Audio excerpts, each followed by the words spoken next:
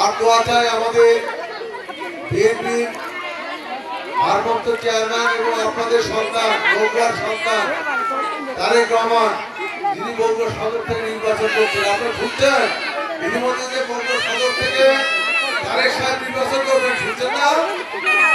খালেদা জিয়ার ছেলে তারেক সাহেব এই সদরের নির্বাচনের এমপি প্রার্থী হয়েছে, জানেন আপনারা? আচ্ছা, তাকে ধানের শীষে ভোট দিতে হবে এবং তারেক রহমান যেন অবিলম্বে বাংলাদেশে এসে আপনাদের মাঝে আসতে পারে, তার জন্য দোয়া করবেন।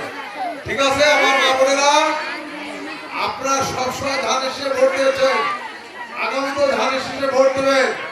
অনেকে কিন্তু অনেক কিছু প্রলোভন হবে, অনেকে অনেক ধর্মের কথা বলবে, কিন্তু তারা আপনাদের সাথে ধোঁকাবাজি করবে, প্রতারণা করবে, মিথ্যা কথা বলে আপনাদের কাছে ধোঁকা দিতে চাইবে। আপনারা সেই ধোঁকায় পড়বেন না, কারণ মানুষের কোনো ক্ষমতা নাই, আল্লাহ ছাড়া মানুষের ক্ষমতা আছে?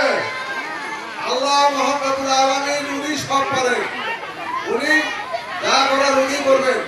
ওই কোনো জায়গায় ভোট দিলে কেউ ভেস্ত যাবে না, কেউ দোজখেও যাবে না। ঠিক আছে? আমরা বগুড়া মানুষের উন্নয়ন করতে চাই, বগুড়া মানুষের কাজ করতে চাই এবং বগুড়া মানুষের উন্নয়ন একমাত্র বিএনপি করে। ধানের শীষে সরকার যখন আসে তখনই বগুড়ার উন্নয়ন হয়, বাংলাদেশের উন্নয়ন হয়।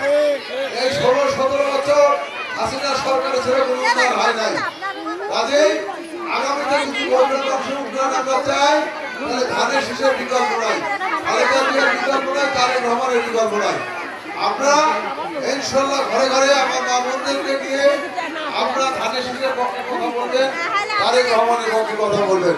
আমি আর বক্তব্য না করে সবাইকে ধন্যবাদ জানিয়ে আমার বক্তব্য শেষ করছি। সবাইকে ধন্যবাদ।